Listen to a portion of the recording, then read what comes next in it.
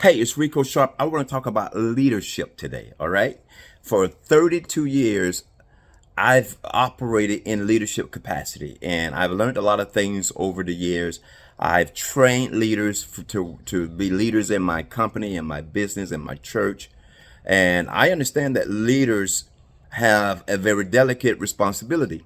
And I've learned some things and I've had to impart these things into others. And I want to name 9 things that is very, very important for every leader. And not only for every leader in leadership, but also for every president, every CEO, and every entrepreneur that will hire people and appoint people into leadership position. First thing is that you have leadership position. Leadership position is more than just giving somebody a leadership responsibility. Leadership position simply means that you have evaluated that a person that you want to give that leadership responsibility to, that they're in the position to be able to be a leader.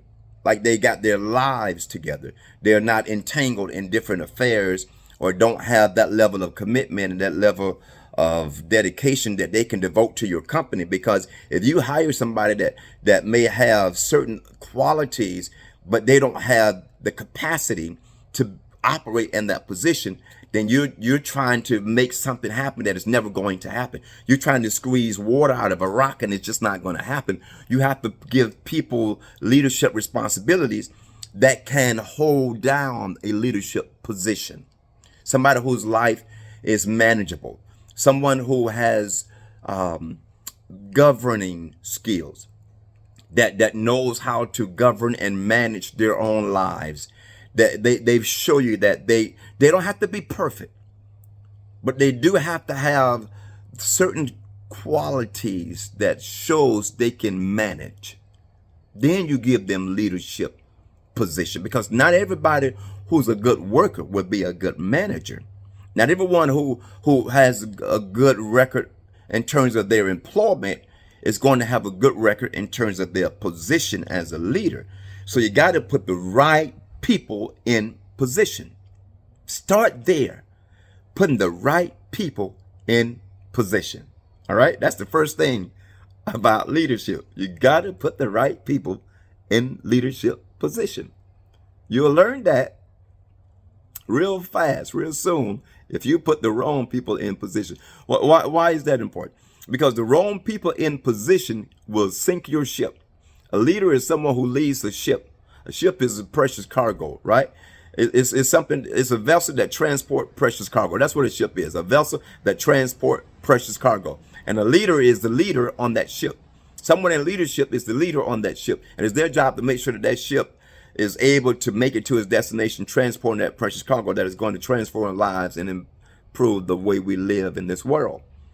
So if you put the wrong people in position, the wrong person in leadership will sink your ship. The wrong person in leadership will bring about hardship on your ship. The wrong person in leadership will cause for you to shipwreck or to experience shipwreck. There's a lot of companies that had to close their doors because they put the wrong people in position. They put the wrong person in leadership. There are people that have caused company to bankrupt and to go into multiple lawsuits because they put the wrong person in position. Qualify the people you put in position. And God we trust. Everyone else we qualify. Can I say that again? And God we trust. Everyone else we qualify. All right. Put the right people in position. Number 2, you got not only put the right person in leadership position, but you need people who have leadership potential. How do I know I'm putting the right person in position? Because you can see leadership potential. What is leadership potential? It means they have leadership attributes, leadership qualities, leadership characteristics, leadership commitment. They have leadership personality, right? They manage and they govern themselves in a way where you can see that they are good and healthy for your company. And that potential that you see, it can grow, it can be developed, it can expand, because when you put somebody in a position that has the potential, they grow with the company, they grow in their job. Not everybody you put in leadership position is going to come in leadership perfected.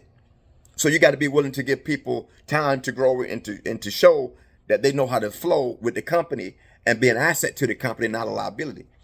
But you do want to identify that they do have leadership potential before you give them a leadership position.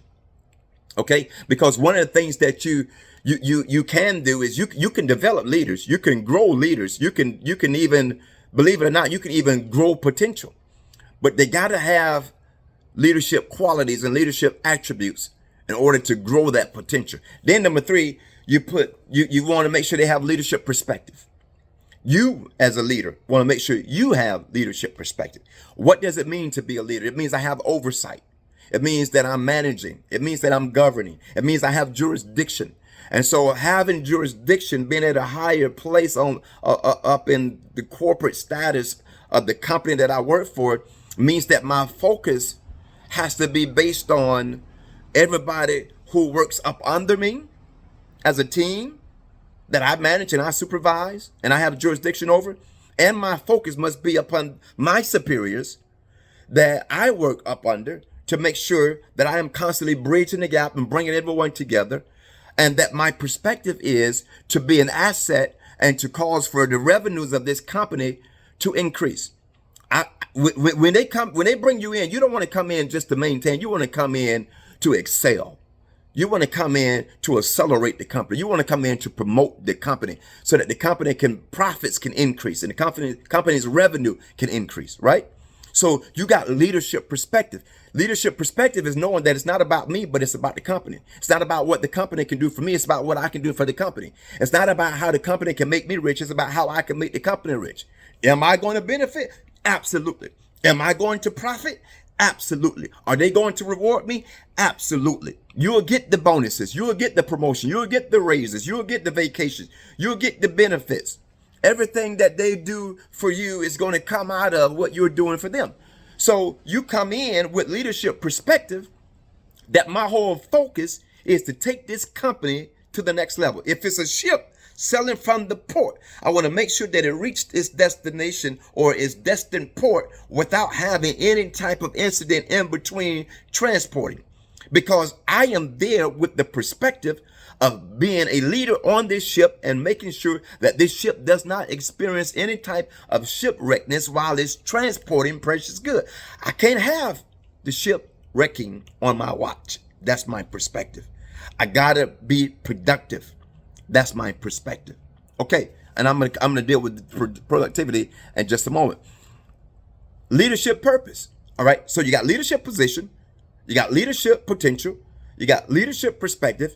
Now you understand that you got to operate in leadership purpose. What is the purpose of leadership? The purpose of leadership is to alleviate unnecessary struggle. The purpose of leadership is to get everybody together on one accord. The purpose of leadership is to bring the best out of the team and the employees. The purpose of leadership is to make sure that the company is maximizing its potential. The company has hired you so that you can extrapolate the purpose and feed it into the minds and hearts of everyone that you have jurisdiction over. The leadership's purpose is to get this ship selling and producing and multiplying and advancing and doing business with other merchants and being able to be successful in all endeavors. When you are hired as a leader, your purpose is to make an impact, to make a difference. Your purpose is to do some things that nobody else can do in terms of your individuality and in terms of your originality, your uniqueness. Your purpose is to give that company the best that you have to offer in a way that you can't be duplicated, imitated, or emulated. You are there to fulfill a purpose, and that purpose is to give them all you have to give, right? That's your purpose as a leader. That's the reason they hired you. They didn't hire you just to smile like I'm smiling.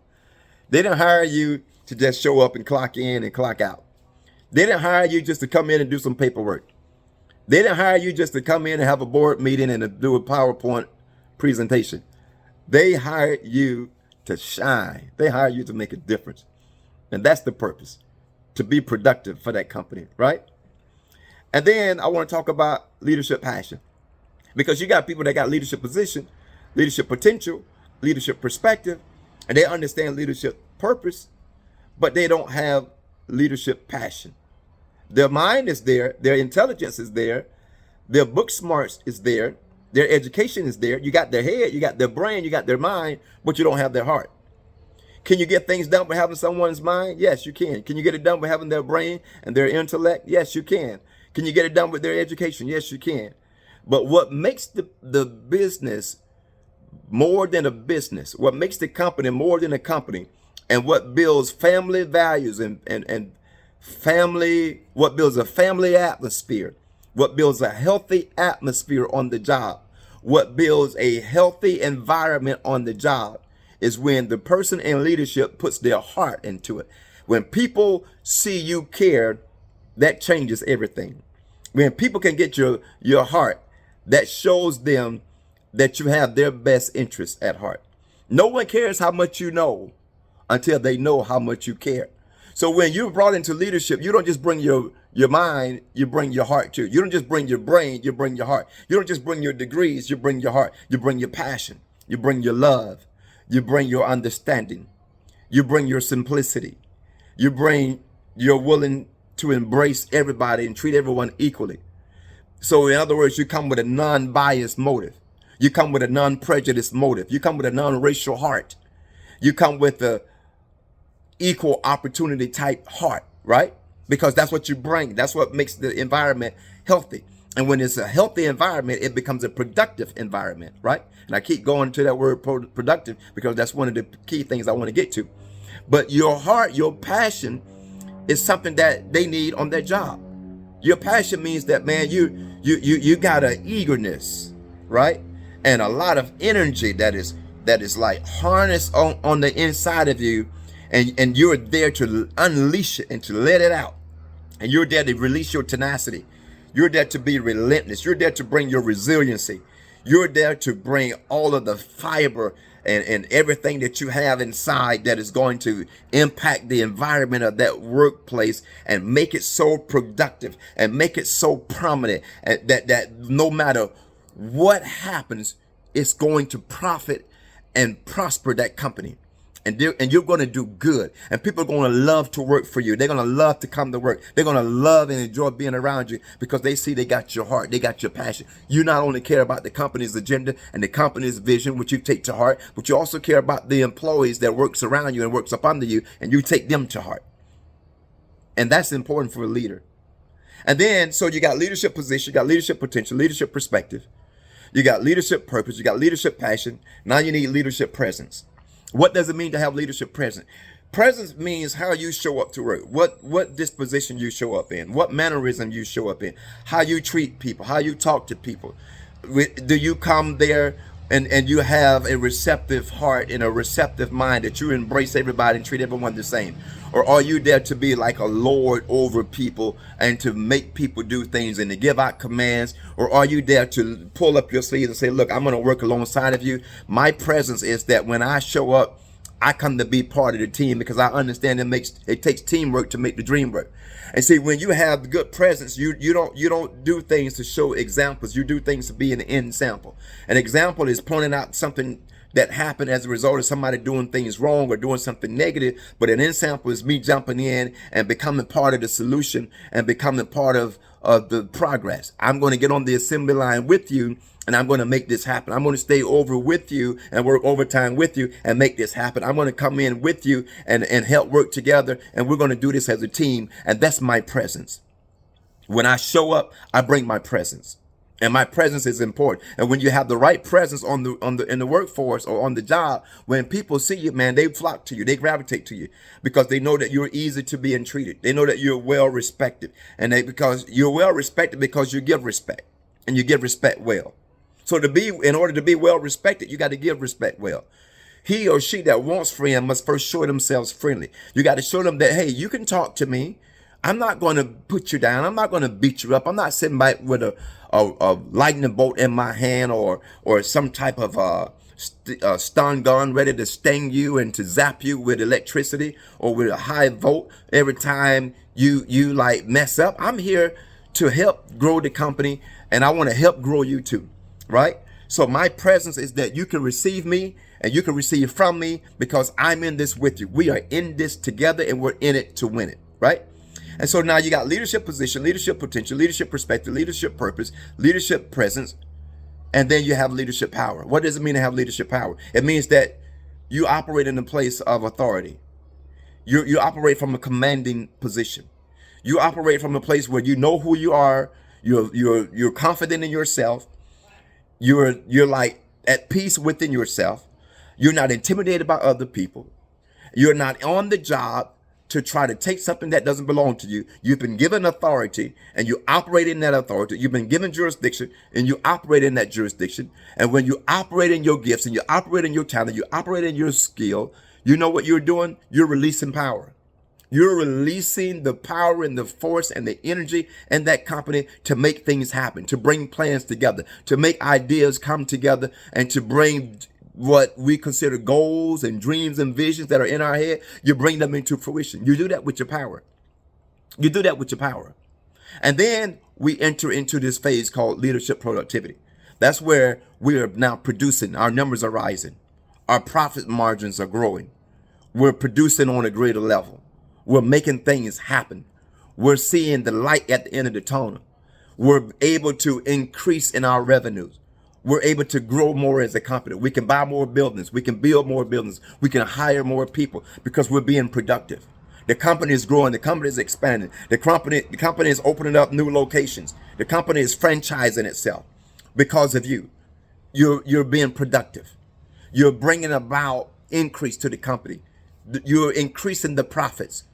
You're increasing the favor of the company that the company has in the eyes of people in society. You're being productive. And listen, and finally, when you're productive, then you enter into leadership promises. So let's go back to these now before I finalize or conclude with leadership promises.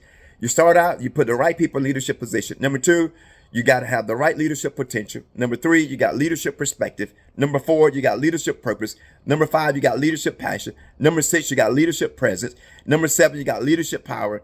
Number 8, you got leadership productivity. And number 9, my pet peeve, is leadership promises. This is why I say this one for last. What is the leadership promise? It's just like this.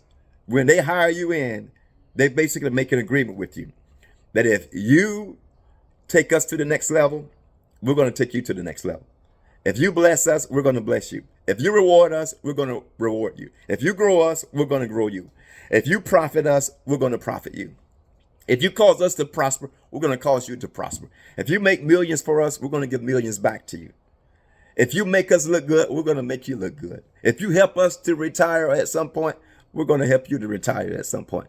We're going to pour back into your life from the investment that you've made into this company. We're going to treat you good. We're going to set you up. You're going to make the money you want to make. You're going to live the life you want to live. You're going to experience your own dream. You make our dream come to pass, we're going to make your dream come to pass.